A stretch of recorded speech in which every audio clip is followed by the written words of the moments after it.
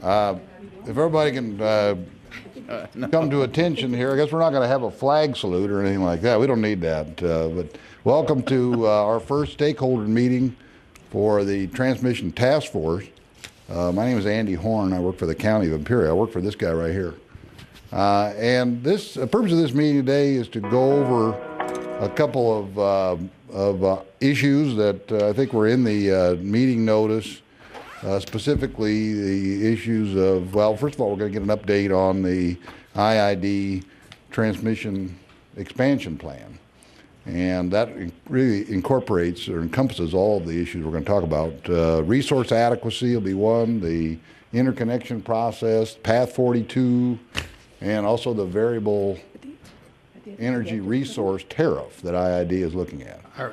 Our OAT tariff. Yeah, OAT tariff that IID is looking at rolling out. And then also we want to hear, because this is a stakeholders meeting, we want to hear from all of you, well, maybe not all of you, but at least some of you that have something worthwhile to say that will be able to shed some light on perhaps some other issues that need to be addressed by this transmission task force. We have several members. By the way, I've been cautioned to also tell you, besides turning your cell phones off, I forgot we do have some people piped in here through a conference call, and we have our conference call operator, Eric, on the line. Eric, do you want to say anything? Where did Eric go? He was on the line a minute ago. Do we have anybody? Hi, my name's Eric, and I'll be your operator for today's call. At this time, all participants are in a listen-only mode, and later we will conduct a question-and-answer session. Please note that this conference is being recorded. Thank you, Eric. And go ahead. Oh, nothing, sir. Go ahead, Mr. Horn. Take it away. Oh, thank you, Eric. We have a couple of the, or at least three of the members of the Transmission Task Force here.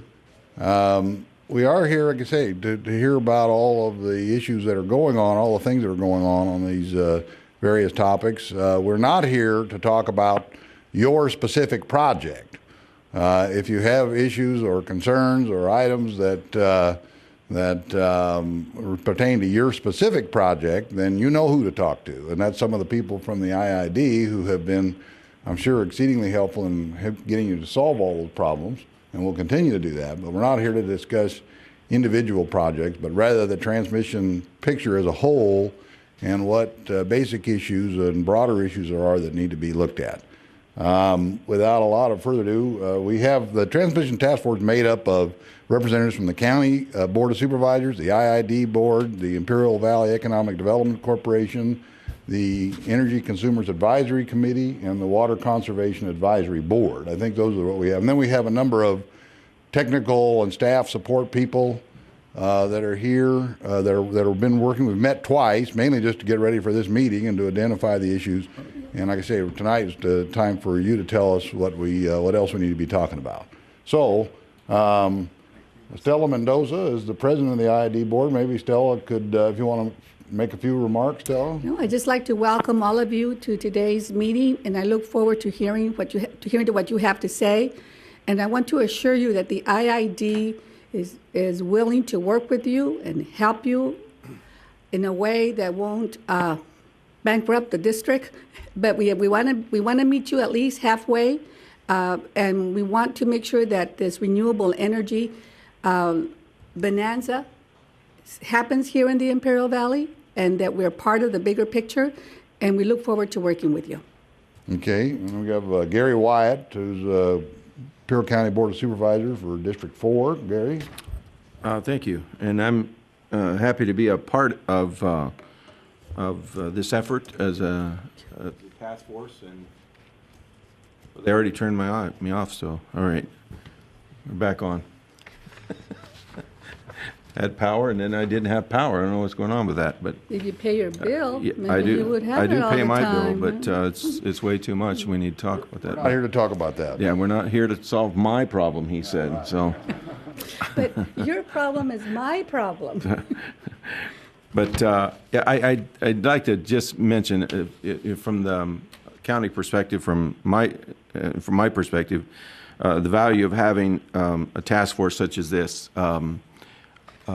there have been several issues that have been identified and we have been working on for a period of months. And I personally have been engaged in those issues for quite a while. We have a great interest from the county side and with IID working together and partnering on a number of different things. And certainly renewable energy is one of the great industries for Imperial County. But to realize the potential of this great resource that we have here, there are issues that arise that we have to work together to solve, and this task force is an important way for us to do so. Our valley is in desperate need of something to help us resolve the long-standing issues with unemployment that we have had. We need the diversification that renewable energy can play a part in. We need to achieve some big goals, and renewable energy is an important factor in that. But to get there, we've found that there's some issues that have to be resolved, and they can only be done together. But we'd be wise to remember that just as we have identified and we've come across issues that we need to solve today, we would be wise to remember that there will be issues that come along in the future, that a task force just on transmission issues and so forth, that we're going to have to continue to work together on. So this, to me, is the beginning point, not an ending point. And once we solve these particular 2 or 3 or 4 issues, that voila, we've solved all of the issues that we'll ever have in the area of transmission. That there's a role for us to continue to work together. This particular task force is a good body to do that. So I'm glad that we're together with that, and we'll get these things solved, and we'll move on to making things better in a number of areas in Imperial County. And so and we're prepared to play our part with. And by the way, we do not want you to go bankrupt either. So because you are us. Thank you, Gary. And We are working together. I didn't put the 5-minute limit comment period on for you, Gary. the clock is running. Yeah. That's because I'm not the public. So. And then also we have John Pierre Minville, who's an IID board member. Yeah, I just want to welcome everybody here this afternoon and appreciate you coming. The IID and the county has been working together for the last couple of years to try to get the renewable resources here in the valley going at a better pace. And I think, I know Director Hanks is not here in the audience, but I think he was the one that came up with the idea on a transmission task force. And we put this thing together, and we've been working with the county. IID's been working with the county, IVEDC, and I think we've made a tremendous amount of progress. I know we've had resource adequacy problems and Path 42 problems and variable problems with the solar, and I think we're getting all those things worked out. I want to thank General Manager Kevin Kelly for helping to push this forward, and Dr. Cope and IID staff. There's been a lot of work. Jamie's put a lot of work into this thing, and I think we've come a long ways, and I thank you for showing up, and hopefully we'll all be successful. Thank you.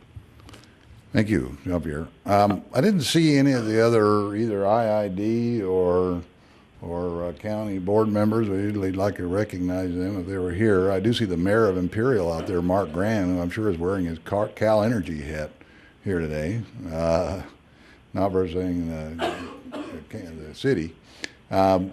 Kevin, do you want to say anything? Kevin Kelly's the general manager at IID. You want to make any comments? I'm just glad to see the turnout, and I hope that you leave knowing more than you did when you arrived. And I have to concur with Supervisor Wyatt that this is probably the beginning of a longer process, and we look forward to working with you. Thank you.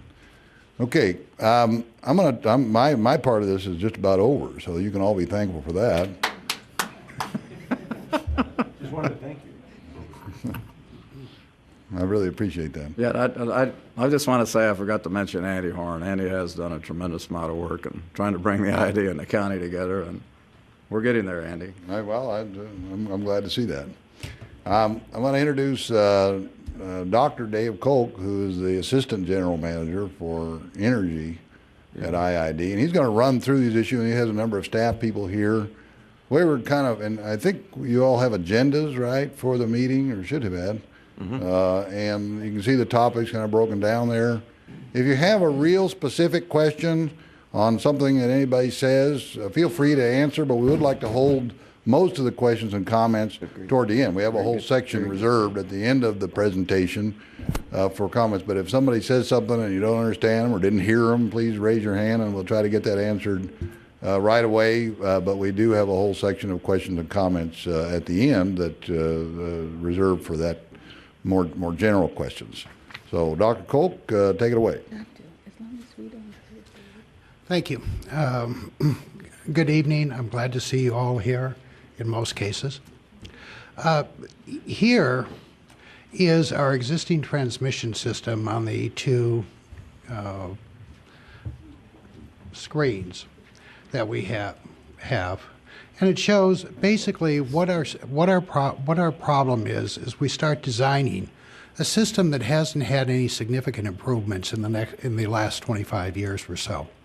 Starting our KNKS line that acts as the collector for most of the existing geothermal lines here in the valley. Then the Palo Verde Devers lines, these are Cal ISO lines coming through, and then SWPL, and soon the Southwest Power Link, SWPL, and then Sunrise coming over. But essentially we have 2 points of interconnection between IID and the ISO. Up here in the Path 42 area between Coachella Valley and Devers, and down here at Imperial Valley Sub, IV Sub. And as we began this process of what do we need to do to build out our transmission system so that all the geothermal, solar, biomass, and I hope also solar pond and algae production here in the valley can truly be realized, we immediately start coming into some true deliverability problems given our lack of interconnection capability with the ISO. But we began designing the project, looking at how we're ultimately going to build out our system. If the slide would move quicker. And our system suddenly changes.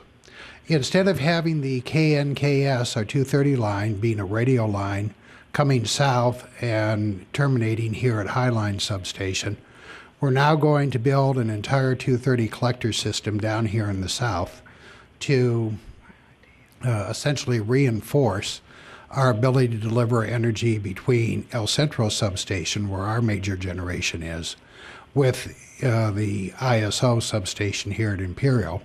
So a whole new redundant system, which most of this IID is paying for on its own. We're paying for the first circuit from what we call the S line, the IV El Centro line, and then the first circuit from IV to Dixieland and then Dixieland to El Centro. That when we were designing the system, we're identifying what had to be built, we had to take into account that there were certain system improvements that the district needed for reliability. And the district has to make sure that it pays for those costs of reliability. But the cost of building this new transmission system for the generators is going to be borne by the generators, and it's our goal to make sure that we build exactly what is necessary and don't overcharge, don't gold plate, don't do anything that is not necessary to minimize the cost while maintaining the reliability of the system to get our power out both here at IV Sub and up here in the Coachella Devers area. Now to do that, we have 3 people here who are very important. First of all, we have our newly promoted tariff administrator, Ms. Jamie Asbury, who most of you deal with at one point or another. It's her job to make sure that we stay in compliance with our open access tariff, which if you don't know what it is, you should. Second, we have our chief engineer, Mr. Joel Ivey, who's actually designing and building this particular project or a series of projects. And in the back there, with his arm in a sling, is Mr. Steve Keene. He's in charge of all our legislative and regulatory activities outside the district. So between the four of us, we do most of the work in terms of designing, making sure that our legislative and regulatory obligations are met, and our legal obligations. So this is our system. This system, with the exception of the new 500 line that won't be in until 2016, 2017. We're just now starting work on this line. Until this line gets done, what we're building will give us somewhere in the order of 12 to 1,400 megawatts of transfer capability, or 12 to 1,400 megawatts of projects that can start here in Imperial and South Coachella Valley and be transmitted out to the surrounding balancing authorities. You know, you look at that, if you use the 700 people per megawatt type aspect, you know, we're talking about being able to serve, for all intents and purposes, 1 million homes with some of the geothermal and solar resources that are being proposed by many of the people here in the room. This is a significant investment on the part of the district, on the part of the generators, and will have a major impact on meeting the renewable goals of the state of California, and to a different extent now to the feds. So with that, I'd like to go into, by changing slide presentations, I'd like to go into some of the issues that we're facing.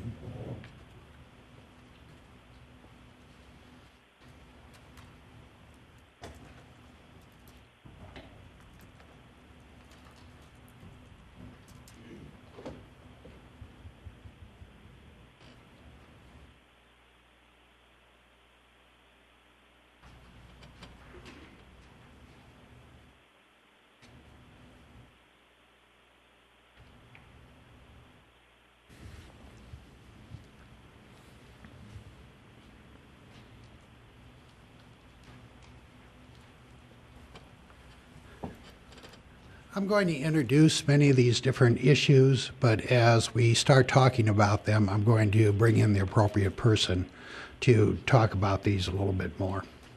First of all, in building these various lines, the environmental permitting and right-of-way work has already begun. We've estimated that it's going to cost about $8.5 million to get to the point where we are ready to issue procurement and construction contracts. But because of the time frame and the need of many of you to have the projects completed by December 2013, we could not wait any longer for the GS transmission service agreements and generation interconnection agreements to be signed.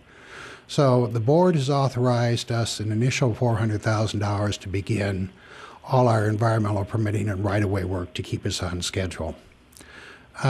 We hope to have all our engineering review, the bid process completed by the spring of next year, so roughly a year from now. And at that point, assuming that everybody signs their GIAs and TSAs, we'll start construction sometime in the late spring of next year. And we believe that we will meet the December 13 time frame. This doesn't help, at least when you're looking at it from on the screen, but all of you do have a picture of the schedule there in your packets. One of the things that we are worried about is some of the long lead time items, the high temperature wire, some of the connectors, transformers. Mr. Ivy is identifying these, and we're starting to prepare bid requests so that we can ensure, particularly now in light of the Japanese disaster, that we're not held up by equipment shortages going through. So the district, and we at one time figured out that right now we have somewhere between a third and a fifth of the district staff is working on this transmission expansion plan. From the district's point of view, this is a tremendous commitment of time and effort getting all these things put together to make sure that we can provide these upgrades in a timely and inexpensively as possible to the generators to make sure it's going. Now, I'm going to turn this over to Ms. Asbury at this point to talk about our interconnection process. We do have our interconnection issues, and Jamie, do you want to take it here? The expansion that Dr. Kolk just mentioned is going to be largely driven by the transitional cluster. It's IID's first clustered study. It currently consists of 13 interconnection projects proposing injection of about 1,225 megawatts into the system. The interconnection study process is important because it determines the impacts that your generation has on the reliability of IID's grid. And it's the reliability of the grid that we're looking to protect. Essentially, the interconnection process consists of studies. You submit an application. There's a process that's very clearly defined by our open access transmission tariff. We are clustering studies because a serial approach when we're processing as many as we are just doesn't work anymore in terms of practical timing. Right now, initially we identified 2 annual windows. They would be January 1st through June 30th and then July 1st through 12/31. The tariff process, though, allows for modification of those cluster windows on 30 days' notice. And to the extent we're receiving multiple numbers of requests, we're getting behind, we can modify those windows to promote efficiencies and economies. And that's the ultimate goal, is to move the projects forward to construction, not to have them stuck in the study process forever. Our tariff defines the cost allocation methodology that we use for network upgrades. You're always going to be responsible for your own gen-tie and your customer interconnection facilities, but your network upgrades will be based upon your contribution, your project's contribution to the cluster as a whole, and your contribution to fault duty on the system. And those are the 2 cost principles that we're working off of now. Interconnection to the grid at the transmission level does not guarantee you transmission service absent separate arrangements. They don't work together. They work separately under our tariff. IID's tariff is based on the FERC pro forma. We've made some changes, but we try very hard to stick close to things that have been blessed by FERC or approved in some other format. To achieve transmission service, it's an application, a $1,500 non-refundable processing fee. That's done. That fee is used for credit analysis when you get to the point where you're going to take service on the system. You're also required to submit 1 month's reserve capacity deposit. Those funds are refundable in the event you don't move forward. The purpose of that reserve capacity deposit is to keep developers from sort of clogging the queue with multiple requests when they don't intend to move forward with them. We're always looking at ways that we can minimize impacts on other developers, and that's one way that the tariff allows. You are also required to electronically register your reservation in the OASIS, which is the Open Access Same-Time Information System. There's a process by which you gain access to the OASIS. You have to have a NERC acronym, and all of the instructions are embedded on our OASIS as well. The district will determine if there's capacity available. If there's not, we'll have to do a study to determine what upgrades are required to fulfill your service. If you're required to fund facilities so that we can accommodate that request, the district will reimburse you via the issuance of transmission rate credits. At this time, it's the transmission rate credits that's the district's only method for reimbursement. But we are always looking at other ways that we can make the process easier for developers. Again, the interconnection process is governed by the OAT. You submit a request. The fee, the deposit required for a project 21 megawatts or above is $250,000. For 20 megawatts and below, it's $150,000. And those deposits are exclusively applied towards your study costs, and they are generally refundable. There is a point at which, when the district begins charging against your project, they are not, and to the extent you impact other developers in a cluster, we hold back a portion of that to defray their restudy costs. The required studies are a system impact study, again, to determine the impact your generation has on the reliability of the system, and the facility study will identify the mitigations required in terms of infrastructure, computer software programs, what have you. All of the forms that you need are posted on the IID Oasis, which is located at westtrans.net. And for those people who are on the phone this evening, the presentation that's being displayed is also posted on westtrans.net, and it's under the Renewable Energy Task Force tab. You'll select participants, locate IID, and it'll be on the left-hand side under those tabs. If you have additional questions, that's what I'm here for. I'm here to help. I can help you. I basically work developers through the interconnection and transmission service process. My contact information is here. It's also on the Oasis, and I'm available at any time to provide assistance. Are there any specific questions for Jamie? And when she says anytime, she does mean that, so don't worry. If it's 2 o'clock in the morning and you wake up and you have a problem, feel free to give her a call. Yes, sir.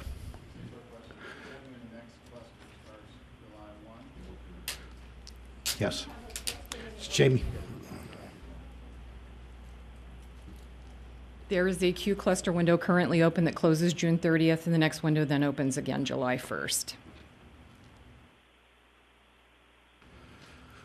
All right. As many of you who've been working with us have realized, there's been three primary, there's a whole bunch of minor, but there are three primary issues that have been outstanding. The Path 42 upgrades, in effect, we can build out our system at the northern end between Coachella and Devers. Edison and the ISO have their obligations to do some construction there. Secondly, a issue that's come up, I'll say rather recently, the RA issue, more a case of people not being real comfortable with the Cal ISO process. And then finally, the tariff issue, that our existing tariff, a normal tariff for utilities here in the West, is not particularly conducive to the development of renewable resources or variable energy resources here in the Valley.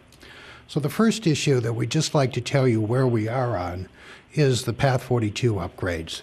And Mr. Keene is going to address this issue for you and where we stand. I did ask if there's questions for Jamie, so the same thing when we get done with Steve.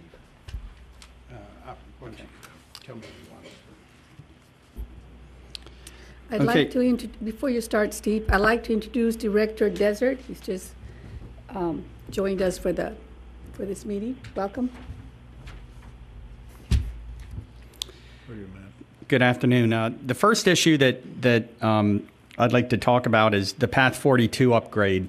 As you saw in the presentation earlier, part of our transmission expansion plan to accommodate this first cluster includes the upgrade of Path 42. Path 42 is a WEC-rated path that runs from our Coachella Valley substation to the Southern California Edison's Devers substation.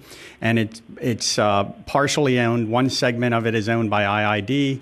One segment is owned by Southern California Edison.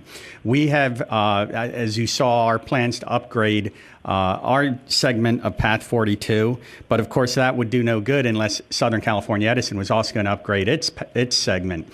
So approximately 2 years ago, after consultation with the ISO, IID submitted a request to study the Edison Path 42 segment to be upgraded. And at that point, Edison then got involved, and we have shepherded this project through the California Transmission Planning Group study plans. And just recently, on March 24th, the California ISO issued its draft 2010-2011 transmission plan, in which it recommends approval of the Path 42 upgrade, that the SCE project.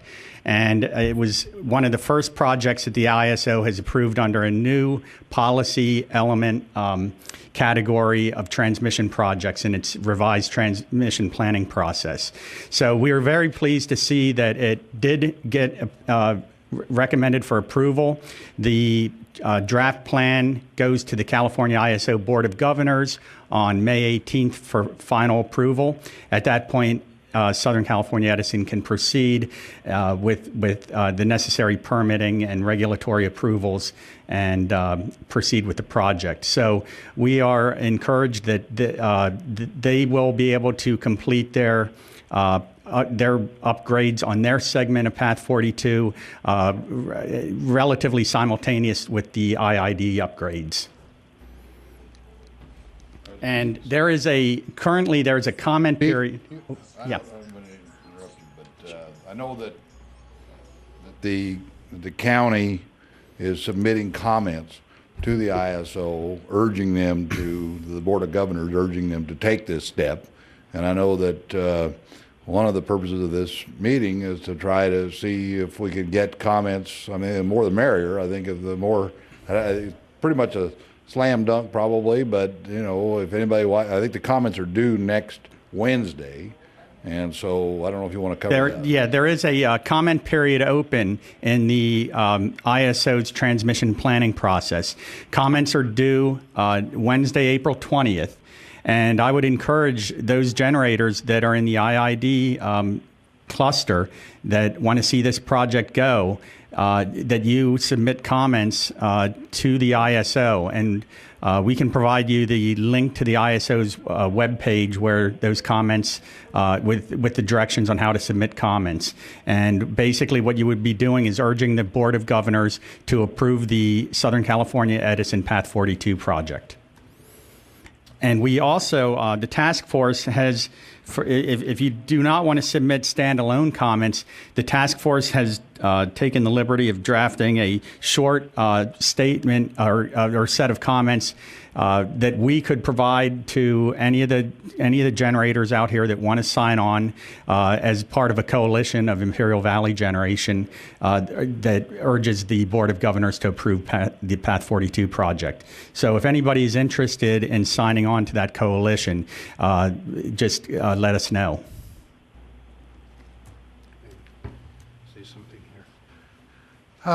These Path 42 upgrades have been, we've been working on them for slightly over 2 years. Edison, the Cal ISO, and IID staff have spent enormous amount of times not only in direct negotiations with each other, particularly IID and Edison, but also as part of the regional transmission planning process that's going on that Mr. Keene has been participating on. And it's nice to see that he was actually here today and not in one of these strange regional meetings that he's always in on a day-to-day basis. So we feel very good about this, that it's finally coming to closure and that we'll be able to coordinate our construction and that there'll be sufficient capacity to move somewhere on the order, we don't know the ratings yet, but somewhere on the order of 650 to 750 megawatts north through our system. The resource adequacy, obviously this has been an issue for all of us, and I'm going to again turn this over to Mr. Keene. The resource adequacy issue has been a problem that has that our generators have encountered in trying to obtain purchase power agreements with the LSEs, load serving entities, and the ISO. And part of the problem here was a methodology. The resource adequacy is a requirement by the PUC, and it requires the LSEs to demonstrate that the resources that they are importing are deliverable at basically at a peak hour during the course of the year. The ISO is responsible for developing a methodology for counting resource adequacy at the various interties that the ISO has with neighboring balancing authorities. The problem for Imperial Valley is that the methodology that's employed currently by the ISO is based upon a 2-year historic average of net schedules. And of course, at the Imperial Valley intertie with San Diego, IID is a net importer of energy, so we do not export there. So when you look at a 2-year average of net schedules, it's a negative number. So the available resource adequacy for exports from Imperial Valley into San Diego is set at 0. Which basically means the generators that are negotiating with LSEs are unable to get credit for the capacity. We have been in discussions with numerous parties and extensively with the ISO. And the ISO has acknowledged this is a problem and that the methodology must change. And we've been urging them to adopt a prospective methodology based upon the renewable energy that they expect will materialize at a CREZ behind the intertie. They have issued this proposal on April 6th. And as part of a stakeholder process, it does adopt a prospective methodology. It's rather complex, but it's based upon using the procurement or the renewable procurement projections for each of these CREZs. So we think that in IID's case, it's going to be in the neighborhood of 1,200 or so megawatts initially. But the problem is we're not quite certain when the RA will be made available under this proposal. We have been analyzing it. We attended a stakeholder meeting yesterday afternoon. Several of you were there as well. And we've been speaking all day today, as a matter of fact, with various stakeholders trying to get their reaction to the proposal. And I'm looking forward to hearing what any of the stakeholders here tonight, what their reaction is as well. But it appears as though this methodology will work on an ongoing basis, but whether there needs to be some sort of interim process is an issue that we're still examining. And this is open to stakeholder comment at the ISO. The comments are due next Wednesday, April 20th. And we have several meetings set up with the ISO before then to delve into this a little bit deeper. And then we will be filing comments next Wednesday.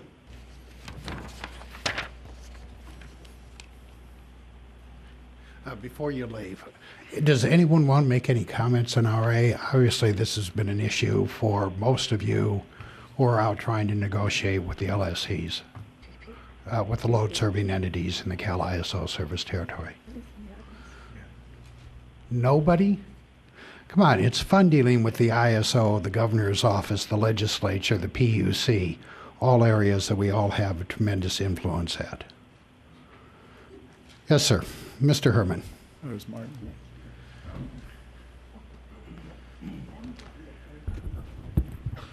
It's Martin Herman, 8-Minute Energy. Thanks, Dave. I have 2 questions. One is to Path 42. First, thanks to IID and all the involved parties for getting Path 42 to the stage where it is. I think the key point from now on is that we make sure that SCE is aligning their timeline with the IIDs. And so a question that I have for Steve is at what point do we know the schedule from SCE on Path 42? And then... You want to answer that, Mark?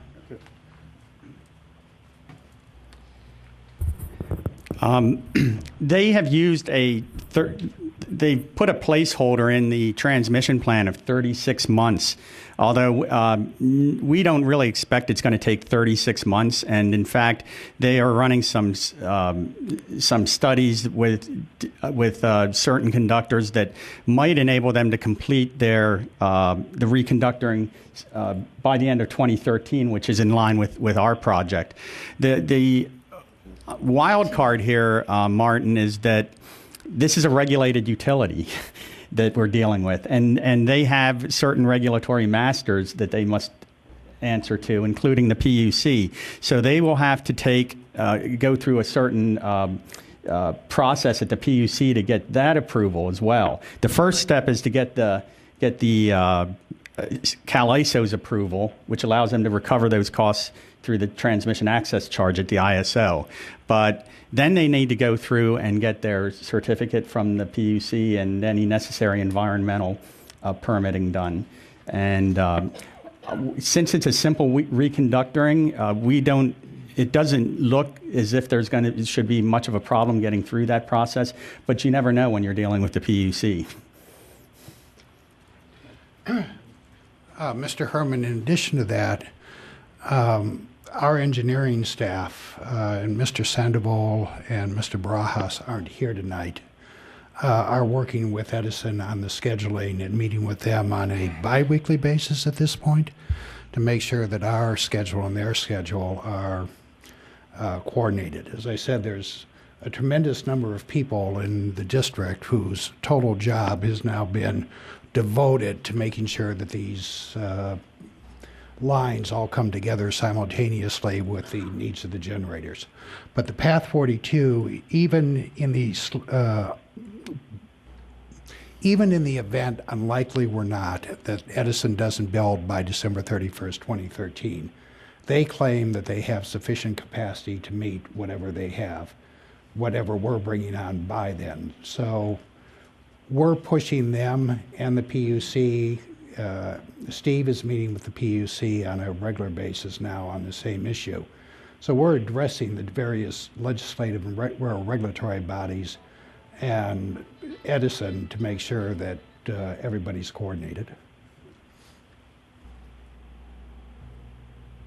Okay, thanks, Steve and Dave, on that. I think from our perspective, we were able, through the cooperation, to all apply great pressure on the state to get that resolved. So let's just keep the pressure on and get to the next step and get Edison to align the timeline.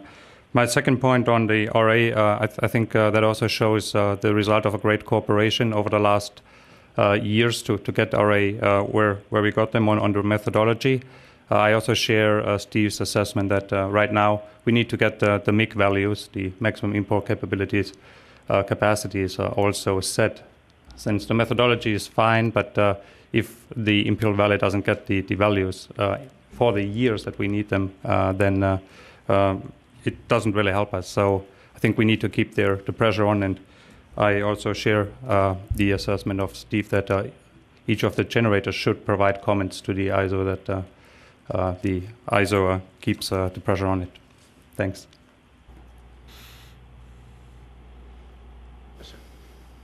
Could you please address, because we have people on the phone, so I want to hear you. I want to make sure that people on the phone hear you. John Barnes from Solar Land Partners. Was it fair to say that you guys will meet that 2013 schedule for your part of the Path 42 upgrade? Are you on schedule to do your half? At this point, sir, we are. Mr. Ivy has begun the procurement process to make sure that we have the high temperature wire. Doesn't mean we're spending money on it. It just means that we're starting the bid process to make sure that when we're ready to go, we have prices and the wire is not, we're not going to order the wire in July of 2012 and say, great, as soon as it gets here, we'll string it. We're looking at issues today that have to be done. We're also on schedule with the environmental right-of-way work and other pre-engineering tasks. Are we going as quickly as I would like and the board would like? I do not believe so. We are on schedule. Excuse me, sir? You don't have budget allocation to do this at this time. The board has authorized us to begin spending money. Right now, it's $400,000 to begin the environmental and right-of-way work. Because of the IID's board's actions, we are staying on schedule. I myself do not like a major construction process that has a 3-month slack in it. You know, if it's a major construction, I'd prefer 2 or 3 years of sorry, you know how well it takes. I would prefer a much longer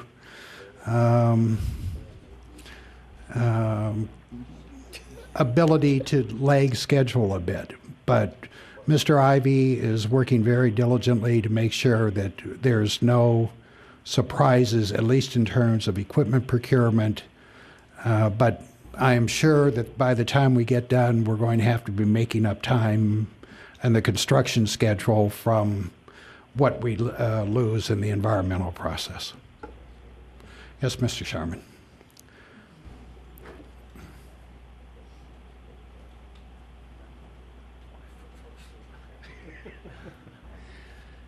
First of all, I want to thank the IID and the county and all of the people here for attending. My name is Lane Sharman, and as I understand it, Path 42 and many of the upgrades, all of the upgrades, are to be generator funded. In order to have generators fund, they have to have one minor item, which is the cash to fund that. Many times they don't have all of the cash.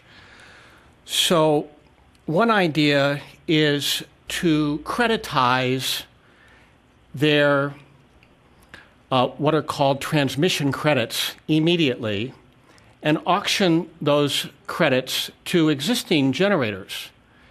There are existing generators that would buy those credits.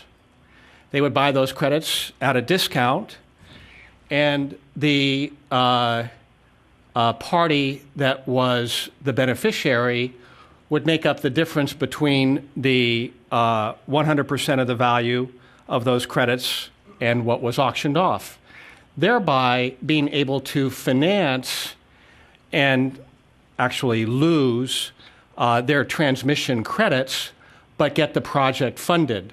So this is an example of creative financing for generators without any loss to the district of the money, because you have generators out there who would pay 90 cents on the dollar, 95 cents on the dollar for those transmission credits, because obviously when they get $1 of transmission credits, which they've paid 95 cents for, they're making money.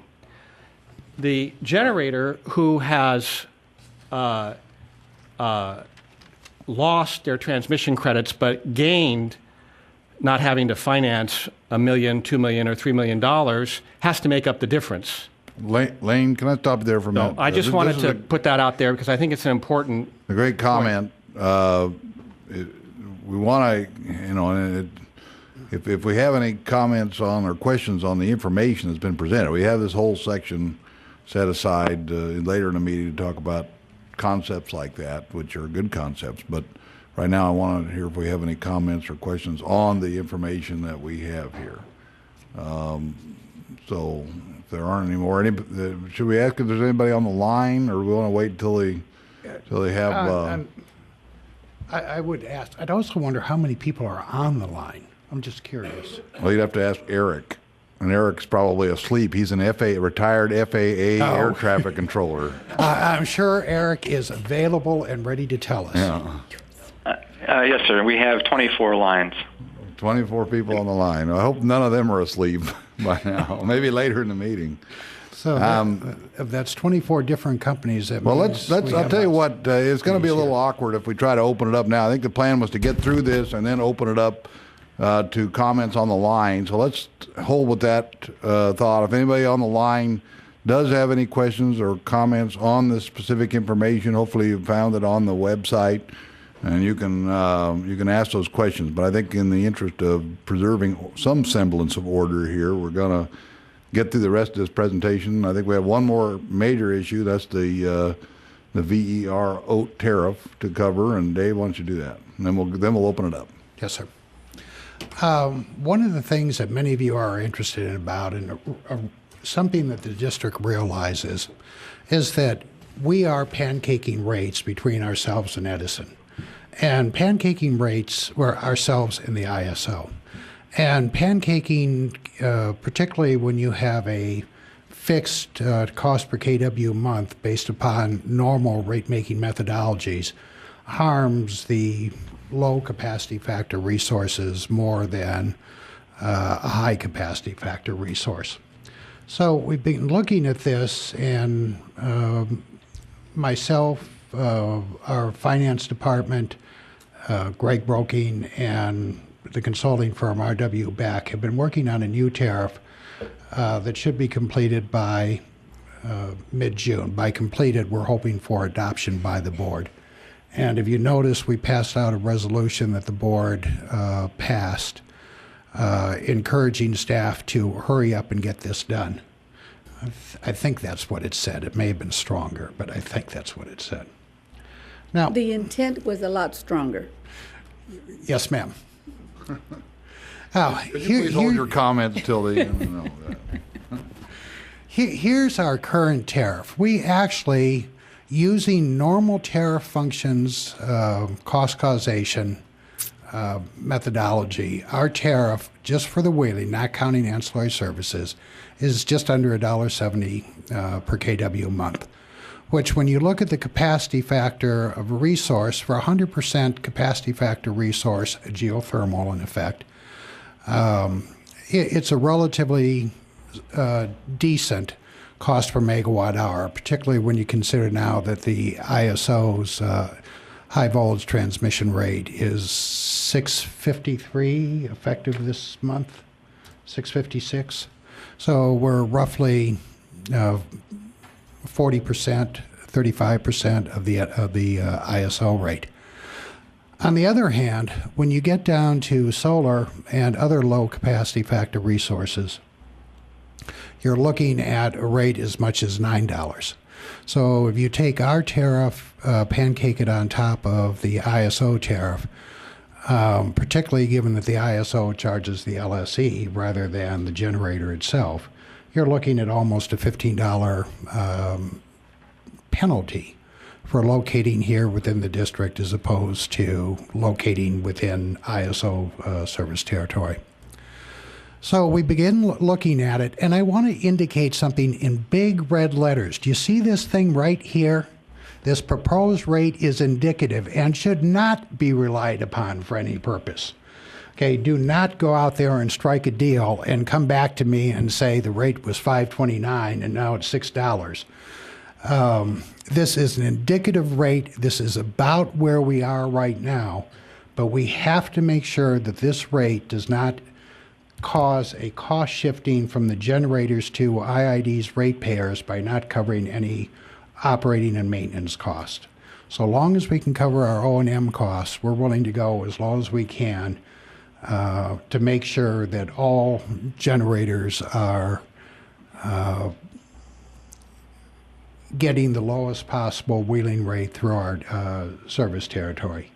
But until this is actually done and completed, all we're doing is moving towards, instead of a straight capacity-based rate, to a capacity and energy-based rate. And we're also going to be putting a ratchet in there to make sure that if when I say a ratchet, you would look backward looking. So if you're a 50 megawatt generator and you drop down, your wheeling go down for a month, your wheeling will not go to zero. You'll still continue to pay based upon your maximum where your transmission contract for 3 or 4 months going forward, even if you're out of service. So we will put the ratchet in there and make sure that we protect the IID ratepayer. But we are going to drive this cost down as much as we can for the 20 to 25% capacity factor resources. Now, this is interesting from our point of view. We're going to be the only utility with an energy component in our wheeling rate. Most utilities, when they build a transmission system, they want guaranteed cost recovery from their generators. They don't care what goes on. They just want to make sure that they get their rate of return, they get their O&M covered, and if the generator doesn't generate, that's the generator's problem, it's not the utility's problem. We, in effect, are making it our problem. We are going to put the ratchet in to make sure that we get the minimum monthly revenues for O&M. And Beck is making sure that the rates cover any of our transmission related debt, which right now is none associated with the generators, or any O&M cost associated with the new transmission facilities. Now, one of the things that keeps going on, and a confusion, I believe, is that when a generator puts up the money, it's going to recover its funds through transmission credits over the life of the project until it recovers whatever money it puts up. So, for example, if a generator puts up $10 million for system impact and interconnection costs, then it's going to recover that $10 million over time through transmission credits. But the credits will only be based upon any cost in excess of O&M expenses. So if we set this rate up, you're still going to pay an O&M charge associated with that. If I were you, I'd be out there making sure that we're actually doing our O&M in a cost-effective manner over time, which we do. But you're going to get that, and it's looking to us that right now, baseload facility would essentially pay no wheeling charges, but O&M charges for about 14 years, while the solar resources can get somewhere on the 20 to 22 year basis where they're not paying any wheeling charges. At the end of that time period, then they'd start paying it back, where then they would start paying a wheeling charge. But we're trying to recognize that the money is being funded by the generators, and that as long as our ratepayers are held harmless going forward, then we have some flexibility in the way in which this rate is established to make sure that the valley benefits from you people actually building. And with that, that ends any of our canned comments. And I turn Have any it back questions to Mr. from anybody on the VER tariff? Is here in the audience? If not, we're going to go on. Stella forgot to introduce another IID director came in, James Cleo Hanks. Mr. Horn, I did not forget to introduce him. I did not want to interrupt the speaker. You just can't see that far. No, yes, I asked him to come sit up here with us. Standing against the wall is Director Jim Hanks. Right. Please join us up here, Mr. Hanks. All right. Okay. So now that we've concluded the formal part of this, we'll go into our stakeholder comments and questions. If you would, and we've already asked a couple people to, since we do have people on the line, if you would come up to the mic here and state your name and affiliation, then we can have that. Anybody? Come on. Steve, come on. Anybody have any questions, comments? Yes, sir. Please come. Claude, come on.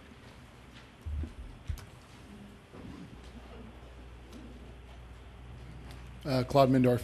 Just for clarification, the IID has submitted comments to the CalISO on the proposed tariff, the prospective tariff, and have they suggested their own tariff, or is this just commenting on the one that CalISO is proposing? I don't think there's a tariff issue with CalISO. There is the resource adequacy issue, and that has been, I don't know even if IID, Steve, I think, said that they were in the process of submitting comments. Is that right, Steve? Because I know you said you're going to have a couple more meetings with ISO before the 20th. The proposal that the ISO has made is a change to their business practices manual. It's not a change to their tariff.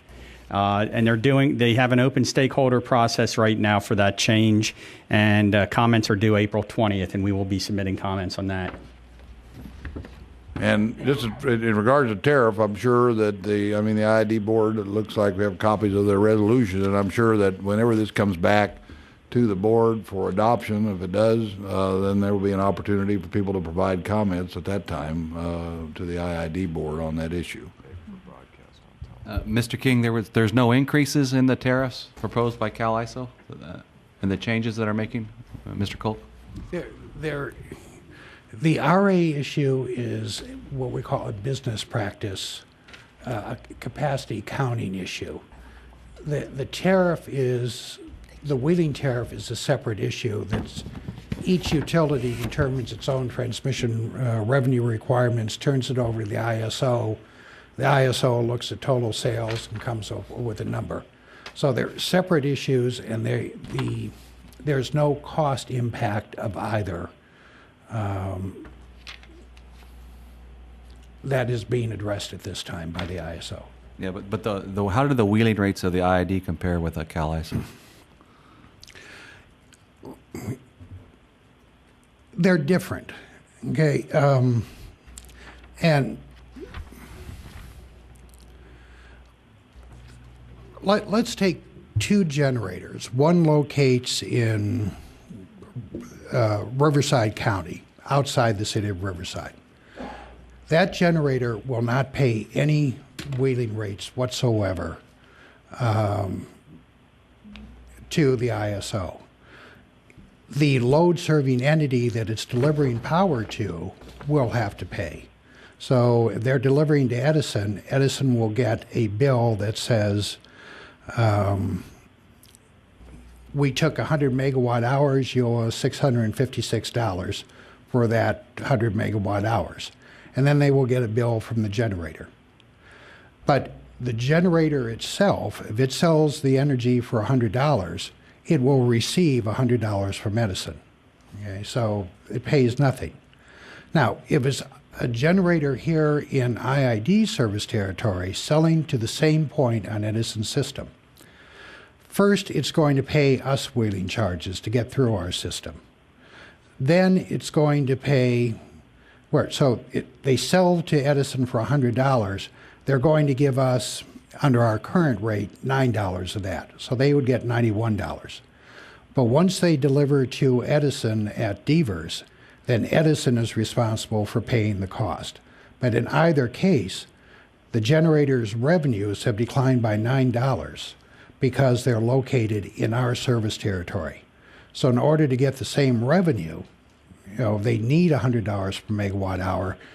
They need $109 if they're in our service territory. They only need $100 if they're in Edison's service territory to get the same revenue. The impact on the ratepayer is a totally different matter. Okay, the ratepayer in the ISO is paying that particular $10. Here, we're protecting the ratepayer. So there's a cost shifting that's going back and forth with the ISO pushing these high, and they are high wheeling rates compared to ours for baseload resource. They're pushing those costs onto the ratepayer. We're attempting to protect the ratepayer.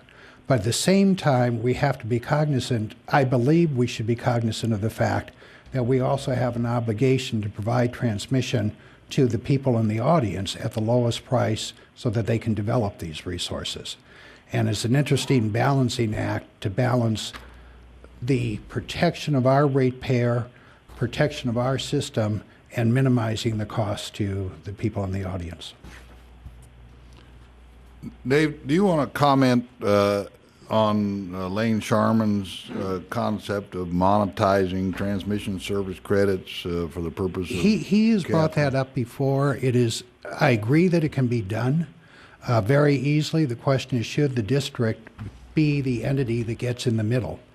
By that, he can go to ABC Finance Company, and there's many of them that are willing to finance this entire project or individual projects, and get $10 million.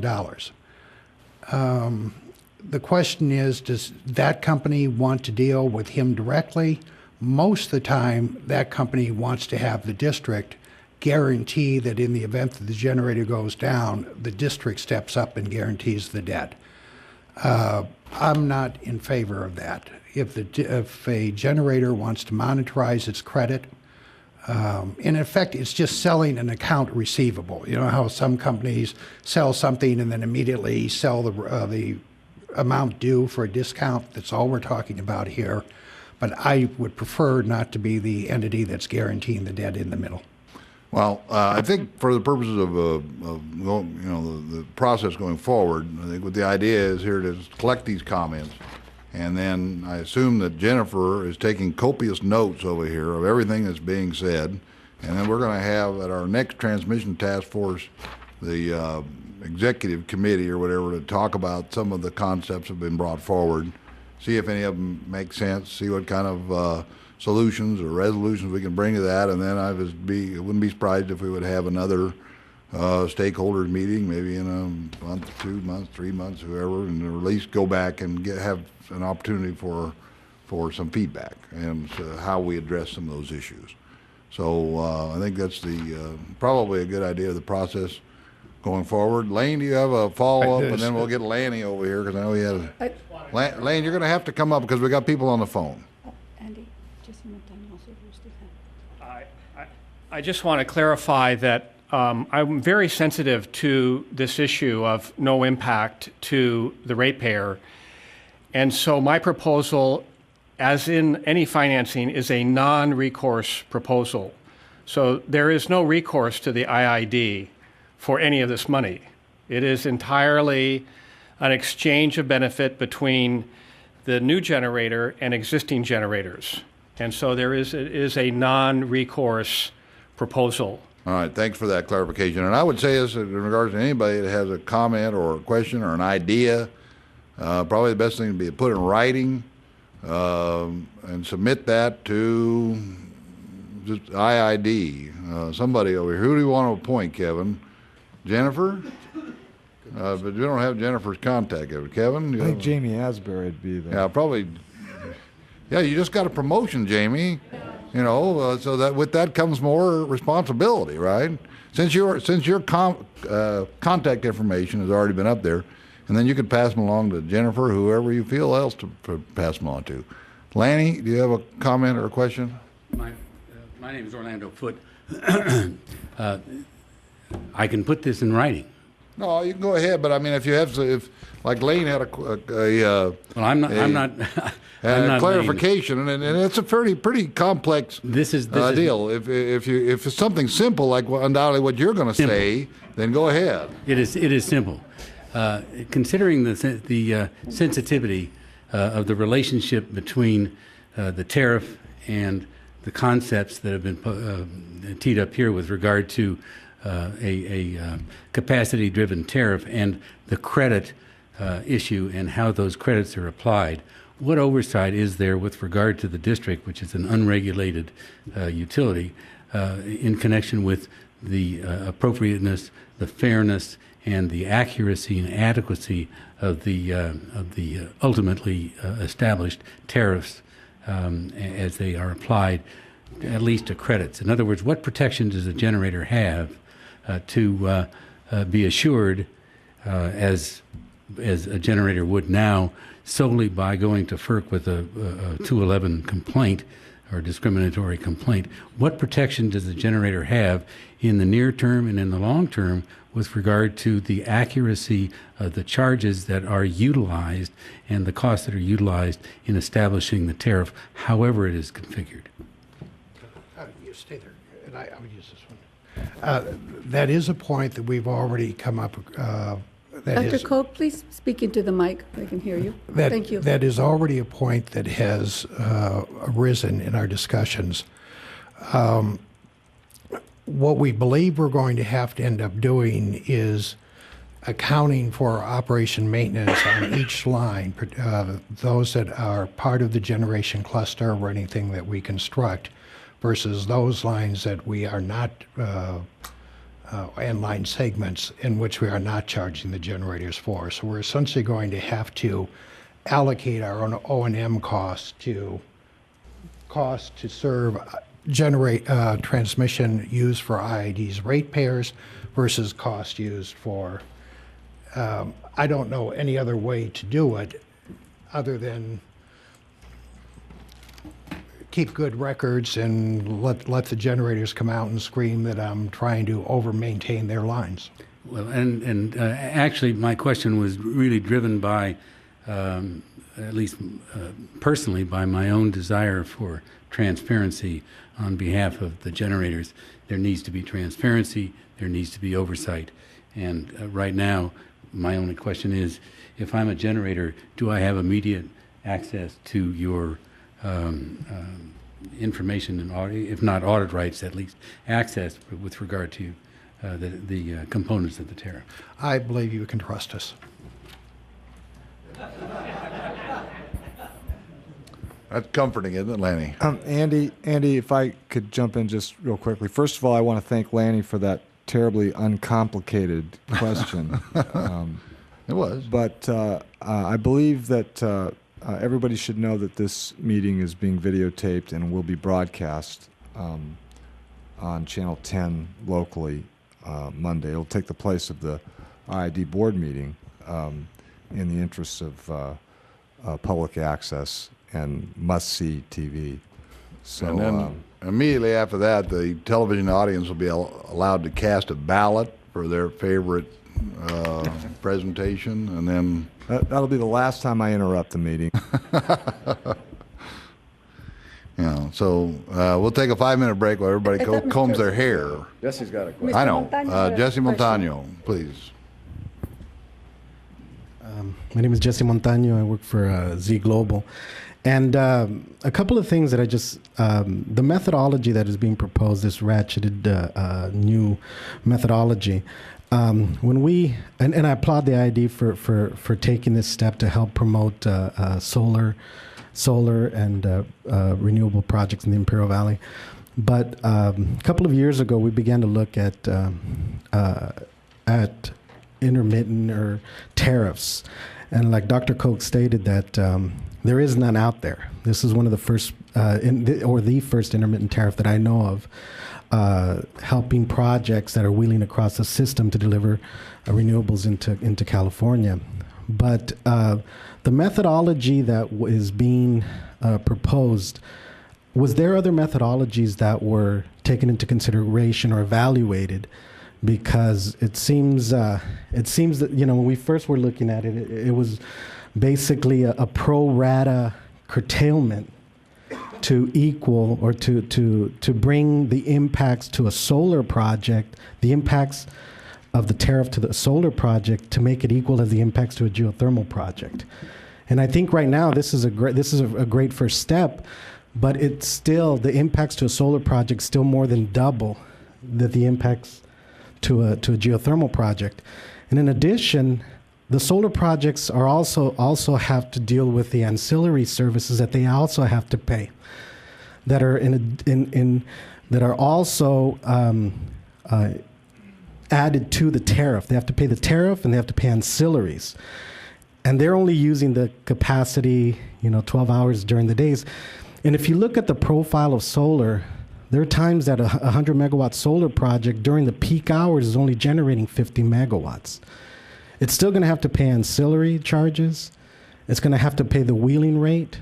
And the wheeling rate is, the impact to this proposal is still double than it is to a geothermal. And have other methodologies being taken into consideration?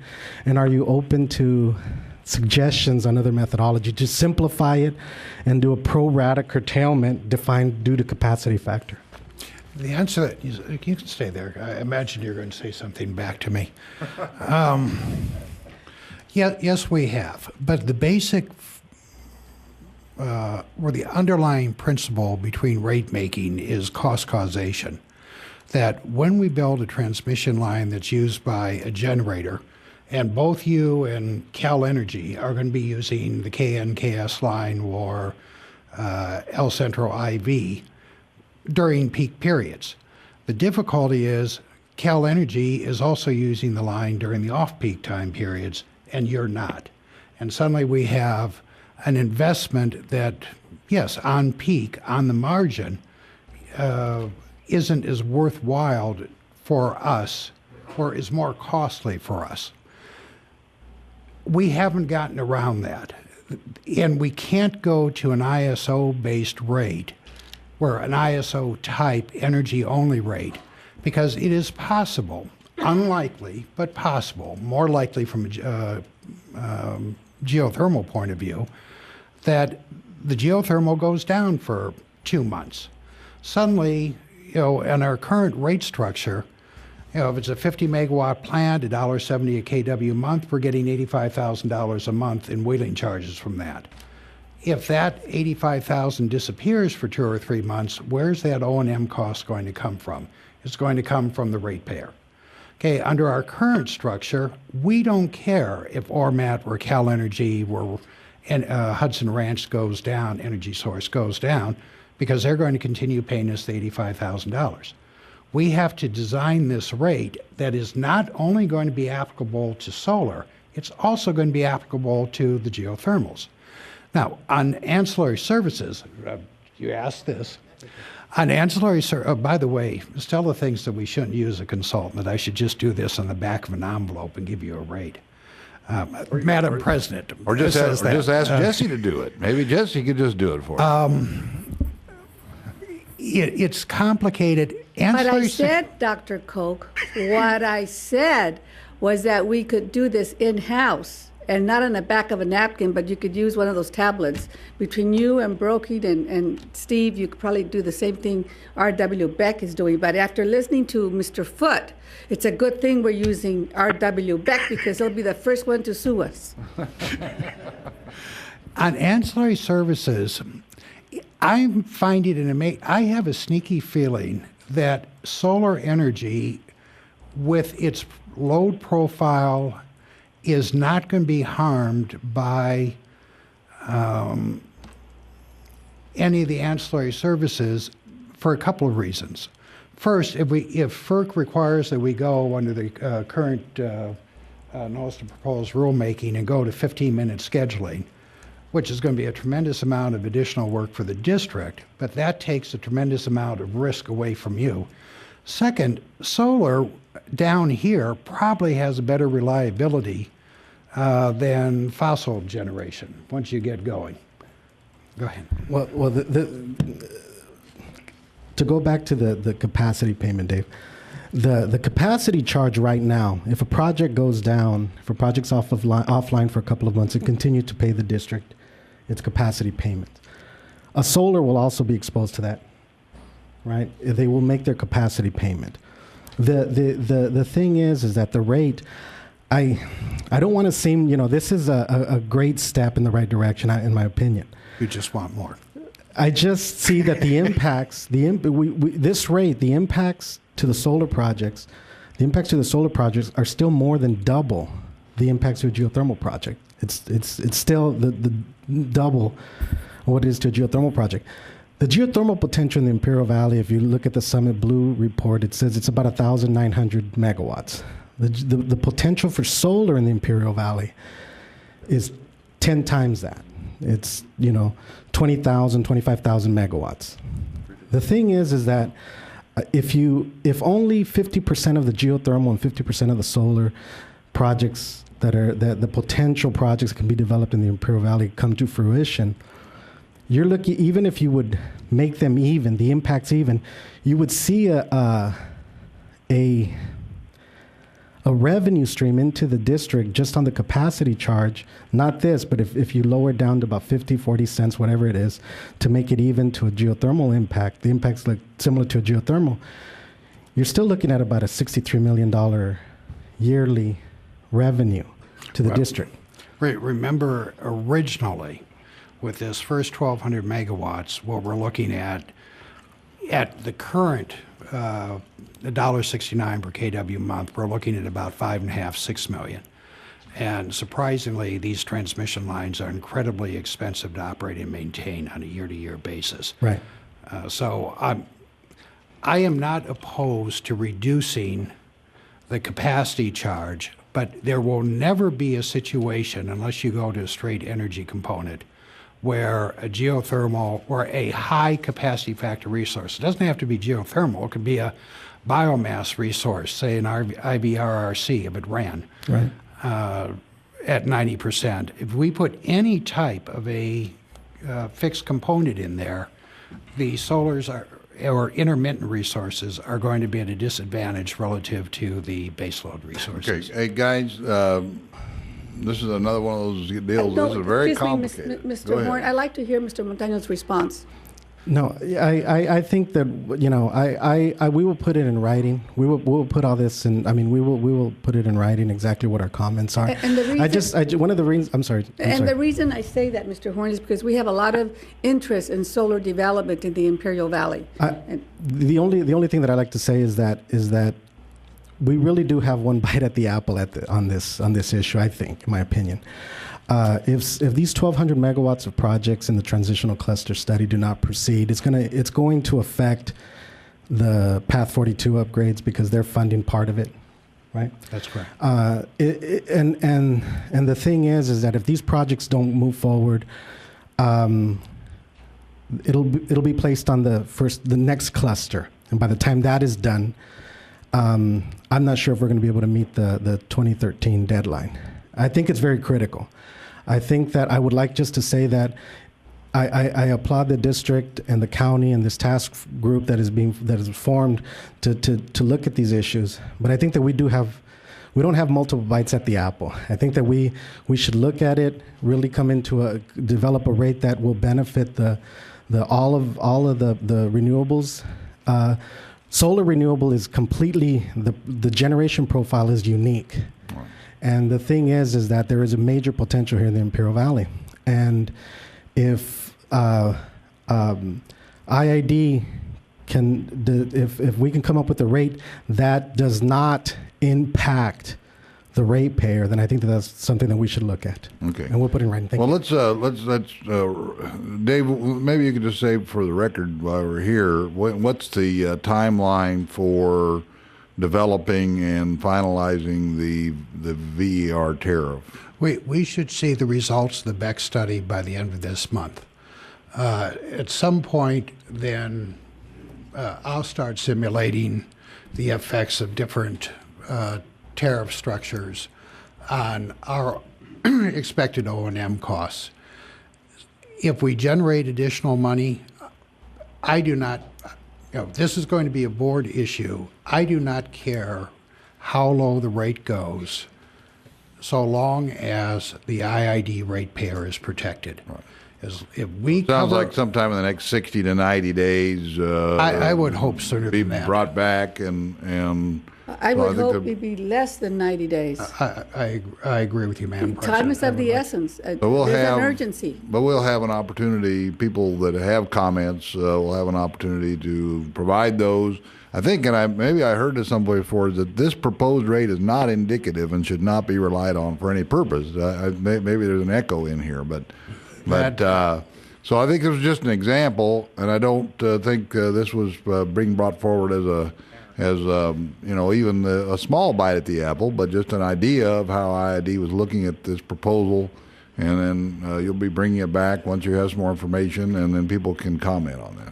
This also, because we're changing our open access transmission tariff, Steve wanted to poke me in the back and remind me that we have to go through a stakeholder process, just like the one we went through when we changed the tariff last June. June or October and December. So, in effect, it is a rate hearing before the board. Right. That gives everybody a chance to make their points and convince the board to change staff's recommendation. But what I want to emphasize to the generators here is we staff recognize that our current tariff disadvantages them relative to generation built in the rest of California. We're addressing the issue with essentially two constraints. Constraint one is we must cover our O&M costs. Okay? That as long as the IID ratepayer is protected, I don't care how low it goes. But at the same time, I do not want to end up in court because we have not used generally accepted rate-making methodologies and cost causation that allows a high generator to scream that we are disadvantaging them in favor of a low generator. So I have legal constraints and I have financial constraints of protecting the ratepayer. Within those constraints, I don't care how low the rate goes. The generators are putting up the money. As long there is no investment in these transmission lines by the district, other than what's necessary to serve our retail ratepayers, our retail load. If the generators put up the money and cover the O&M cost, I'm comfortable with driving that rate down as low as we can go. I am. I assume the board is too. Okay, great. Martin, hold on just a second. Thought we had a line forming. John, did you have a comment or a question? John McCall? Because you were the first one standing up back there. Good evening, everybody. My name is John McCall. I'm the Western States representative for the Geothermal Energy Association. And this meeting was worth coming to from a long ways away. But the kicking off of this stakeholder group is something that, not that we've been asking for this specifically as an industry, but seeing this work in other areas, seeing how all the parties in the Tehachapi area came together to move that project forward, we're certainly hoping that what you're doing here gets everybody together to solve the problems we've been talking about tonight. I just want to focus on a couple things. In my work for the geothermal industry, I get to go around the western states and look at other areas where the same discussion is unfolding. And the point that there's just one bite at this apple, I don't need to, the urgency on this is obvious when you see how every western state is putting all their resources into trying to get into, what is a very competitive horse race over not just California's mandate to meet its RPS goals, 33%, but the whole Western interconnection is going through some fundamental change. And IID and your system is a hub for 3 states, for Arizona, for Nevada, for California. And, I'm here because it also happens to be the best geothermal resource area with northern Nevada in the country. And as good as it is, and as much potential as there is, and all the land use advantages you have here, if we don't solve these problems, we could miss our chance. And that just can't happen. I think this question of financing is the main reason why I was asked to come here tonight. Financing the upgrades, as you've said, you're not going to expose your ratepayers or make an investment as IID in the Path 42 upgrades or other system upgrades that we hope to see moving forward in the future with new clusters. But the generator pays model is one model. And I think, it has to be said, I'm sure you deal with it all the time, but your ratepayer base is not commensurate with the importance you hold to the grid. IID cannot, essentially with your ratepayer economics, finance what needs to happen in Southern California and in the Southwest. The other ideas that came up tonight, ideas that we are working on internally as an industry, just the simplest example is that the approval of the North-South Nevada line, the on-line, was backed up by a federal loan guarantee. There were federal transmission loan guarantees in the stimulus package. That program is no longer, there are not new loan guarantees available at this time, but there's interest on the part of a lot of folks in Congress on trying to solve the transmission problem. And we have to get past this idea that you all are somehow going to do it on your own, or that we're going to do it on our own, whether it's because of immediate cash availability or just the benefits to the system have got to be expanded beyond just looking at IID's system or Southern California, Edison for that matter. So our role as a trade association, as an industry, is to try to help bring as many financing ideas as we can to the table to meet the timeline you're on, which is obviously very ambitious. I don't have a silver bullet proposal this evening, but whatever we can do to keep the stakeholder dialogue going, you have our commitment. The other thing I wanted to bring up, the competitive disadvantage of pancaked rates and why would a solar developer choose Riverside versus Imperial. The other thing I'm concerned about, and this is off your own agenda this evening, is the role of the county in the Desert Renewable Energy Conservation Plan.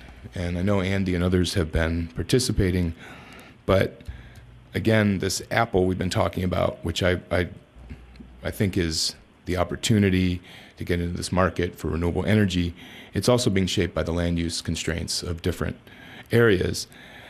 I think, and this is what we've been advocating for, is that Southern Imperial County does not have the environmental issues and endangered species issues and complexities that some of the other counties have. And if we just talk about financing and cost constraints, we've also got to look at this piece. And I, in talking with the folks running, this is the state's big endangered species planning effort for the Mojave, includes most of Imperial County. The question has come forward of what does Imperial County want? Do you want to be in this plan? Do you want to be out of this plan? How do we treat the area around the Salton Sea, the agricultural lands of this county, differently than we would desert areas, under federal ownership? I'd like to work, if we can, through the stakeholder process to talk about that. There's a moment in time here over the next few months when what the county decides to say will make a big difference in terms of how you're being looked at. Just the final piece, which is again an offer of assistance. I'm sitting on a group in the WEC that WEC has formed. This is the second year of our work. It's a stakeholder group. It's the first time WEC has brought in stakeholders working on 10 and 20-year transmission plans. Renewables are at the heart of our discussions. We're doing study requests, scenario planning, a lot of different work. And however we can help get your concerns advanced in the WEC process, I would offer that as well. It's extremely important to the geothermal industry. So I think that's it. Thank you, John. Thank you. And in regards to DRECP, I have been assigned to that, but with people, the IID complains about not having any money to finance these lines. The County of Imperial doesn't have a lot of money to pay people to travel around different places, and so I haven't gone to all those meetings that I should have.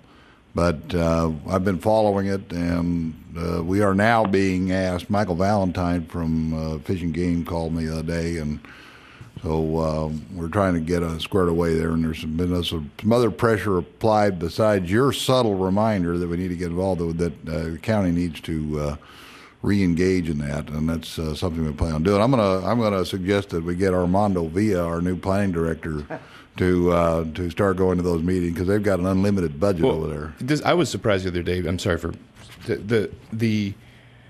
I was on a call, and all the Fish and Game and Fish and Wildlife people were on the call, and they said, "Does geothermal even want to be in the plan?" Which was kind of like saying, "Does Imperial County want to be in this plan?" So it's not about just attending all the meetings. Is this even right for this area? And that's a big question. So. Well, I think it is a good question. We're going to have to do some further analysis of that, because I know it was focused primarily on some of the desert areas, and we have desert areas here, but so far we haven't seen too many of them be developed into renewable projects, although that may be a little bit short-sighted. So, anyway, Martin, you want a second bite at the apple, Martin? Yeah. Okay. Sure. Thanks, Andy. Martin Hellman, 8-Minute Energy. So I want to comment on the wheeling. I applaud IID for coming up with a truly innovative concept, and it's, as Dave said, the first in the U.S., so I think that shows IID is going down a pioneering path, and we are happy to see that. I agree with Jesse that our models that we developed and shared with IID show that it's the right direction, certainly, but it would be good to go a little bit further down the road. I think right now, if you just cover the O&M, we could probably go a little bit lower. So, and we're happy to continue and share our models on our side. I want to provide 3 other comments on the current cluster, since I think the current cluster is in the focus of what we're all hear about and getting the first 1,000 or 1,200 megawatt out of the valley. 8-Minute Energy, together with Gestamp Solar, has a 355 megawatt out of the current cluster, 5 projects, and for us, it's important to get a number of things done as part of this cluster. One is that we have 5 projects, and we need to have not only a GAA from IID for these 5 projects, but with the GAA, we also need to have a TSA. Now, it's an obvious point, but I want to remind everybody that it's important that we, at the time when we get the GAA, that we also have engineering design that supports a firm transmission for the projects. And I think IID has done a very good job in cleaning up the Path 42 queue. We encourage IID also to do the same for the Imperial Valley substation queue, so that we can make sure that all the projects that are going forward at the end up with firm transmission. Second point that I want to stress is a concept called the free rider concept. The current generators are asked to come with a more than $200 million in commitment to build this cluster. I think it's important that we keep the tariff in a way that the current investors can trust in the tariff, that the next guy that will join the cluster has to pay and provide its contribution as well, and not enjoy a free ride on the back of the current generators that took the risk and invested significant amount of money, in our case more than $70 million, in order to upgrade this. So I think that's a key point. And then the last point I want to raise is, so we have the current cluster, about 1,200 megawatt currently. IID has a next cluster identified, which is also, I believe, north of 1,000 megawatt. And I think it's important to consider the requirements in the current engineering phase for the next cluster, in order, meaning don't shut any doors, in order to come up with engineering solutions for the next cluster. From our perspective, it's important that the next cluster has a home somewhere in between 2014 and 2015. I think the 2017 solution is something that looks very good, but it's too far out for the current solutions. ITC expires in December 2016. Every project that has no buffered schedule until December 2016 is simply not financeable. So one thing I encourage IID to take into consideration as we do the engineering design for this cluster, to keep in mind that there is another cluster coming right thereafter, and to entertain solutions to get a solution in place for 2014-15. Thanks. Thank you, Martin. Any comments on that, Dave? Yes, sir. First, I agree, and we've said it and will continue agreeing, that we are going to attempt to drive the wheeling rate as low as possible. I'm sure that with Mr. Saline and Mr. Montano looking over my shoulder, there's not going to be too much surplus revenue in any rate that we come up on. Secondly, I'm going to go to his third point on transmission. Here, we have a system that, as I've said earlier, is not really designed for exports. It was designed through the 70s, 80s, 90s to import energy, and nothing's been done on it of any significance for the last 20 years. We're attempting to take a system that was not built and turn it into a system that exports energy out of the district.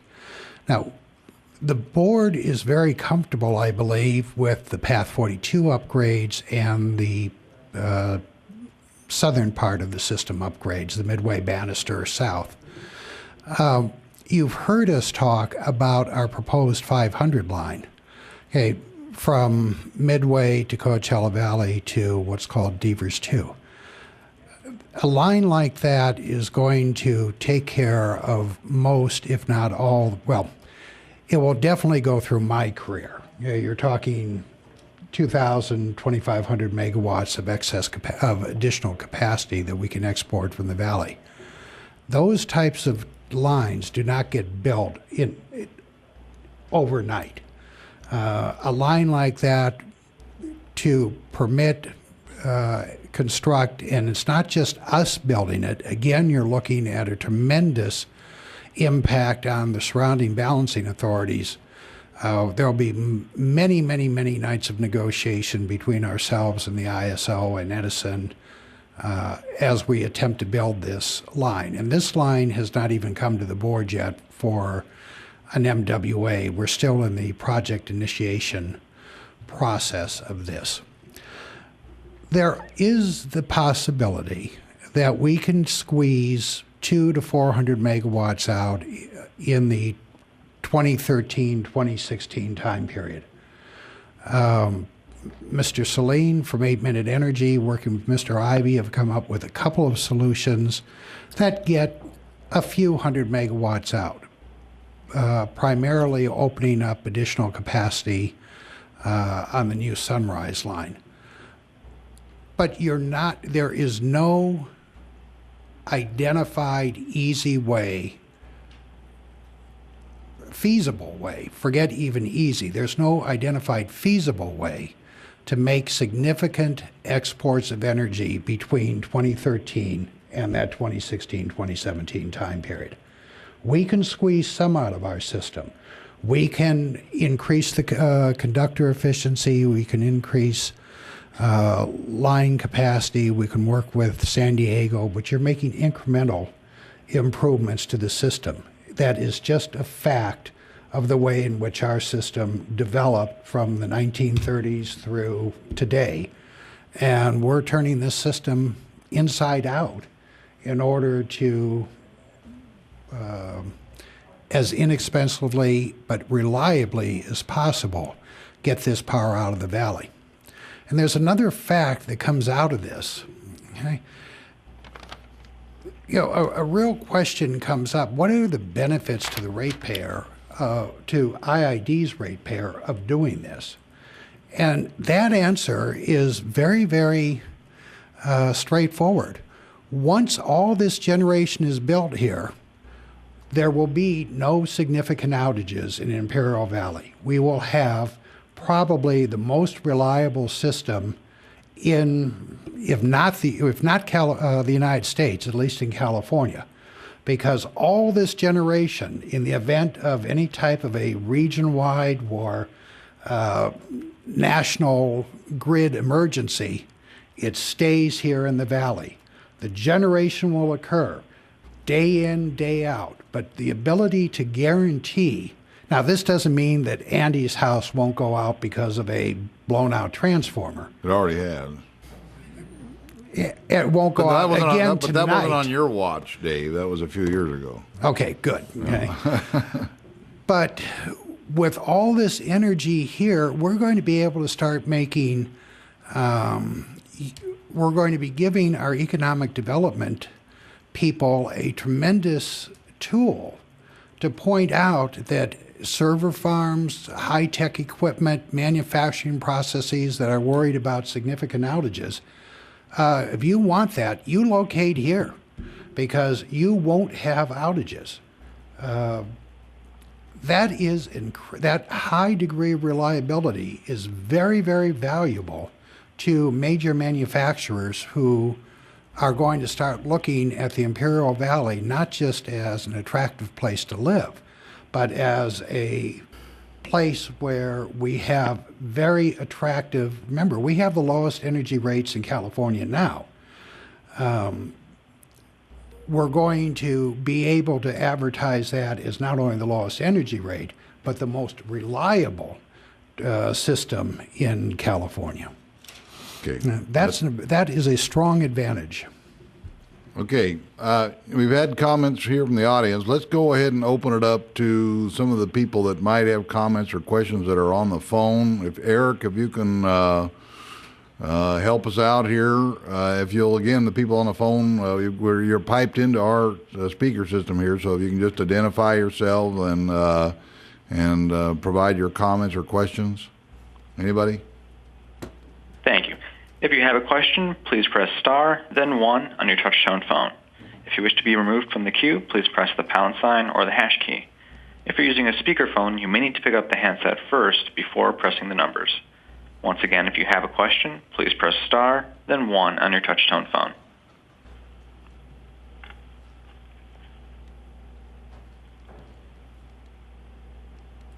Dennis Obiang is on the line. Please go ahead.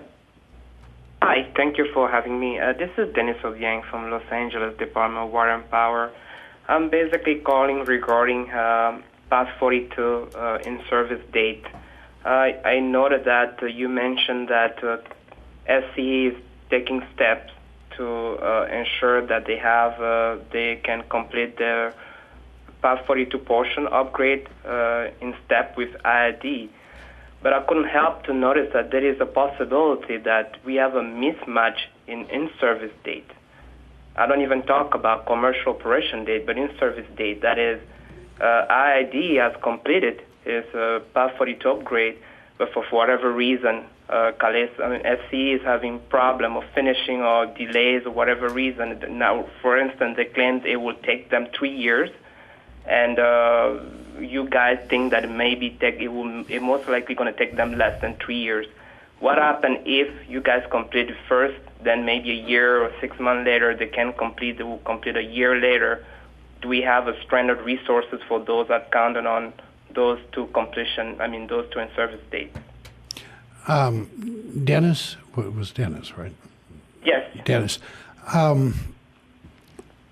One of the things that our engineers have been dealing with, and I think one of the reasons that this process on Edison's side has drug out so much, is Edison is not convinced that they even need to do much of an upgrade on Path 42, that they think that they can handle anywhere between additional 350 and 650 megawatts of imports from us just with their existing infrastructure. And they did not want to invest until they actually started seeing, or did not want to invest a tremendous amount of money there until they actually saw power purchase agreements being signed.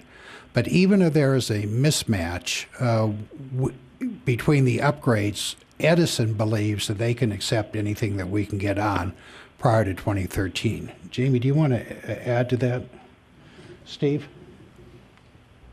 Okay, that is it. So unless we get more than additional 600 plus megawatts going out Path 42, Edison is not concerned about it. And we have probably been pushing Edison more than they would have done on their own.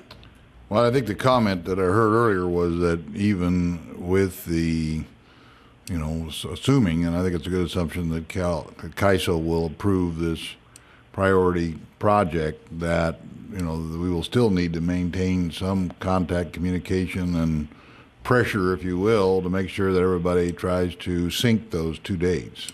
When you have a line that connects two balancing authorities like this, our engineers will be, at some point, you will see the two engineering groups almost merge in design, operation, and everything else, and treating these projects as a single project.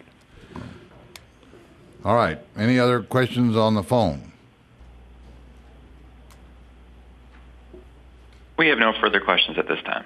Thank you, Eric. Anybody else here in the audience? I know there's no Laker game on tonight, so but even despite that, we're going to try to wrap this up by 7 o'clock. Ken Saline. Thanks, Andy. I just had a comment on the process of this group. I applaud this group coming together for small communities because it's the only way you get a word. You have to come together and do these things. And so I guess my suggestion would be if the IID staff can develop their position papers on some of these very important CAISO things, maybe a day or 2 days in advance, and circulate them, even in draft. I appreciate there's always changes at the end. Then it gives all of the other people in this process the opportunity to write Me Too letters. And those are it's head counts. When you get these things and you get 80 letters or 100 letters in versus one, it has a much bigger impact and makes us look a lot bigger down here than we may be otherwise perceived. So my suggestion would be if there's going to be comments on things like the CAISO, if we could get those from IID staff, maybe, like I say, draft or something, then we can at least say, we support IID's comments, or we can augment them, of course, with the generator stuff, which may or may not be IID's issues. My understanding was that Steve was either had or was working on some draft or model comments like that. Yeah, Ken, I'd be happy to circulate a draft of IID comments in advance if somebody wanted to file Me Too comments, that would be fine. We are also going to circulate a draft of just some very brief comments supporting the approval of Path 42 and commenting on the RA proposal that you simply could just sign off on. It would be probably a more watered down version than what IID will be filing. But if you prefer to file Me Too comments to whatever IID does, we can circulate them.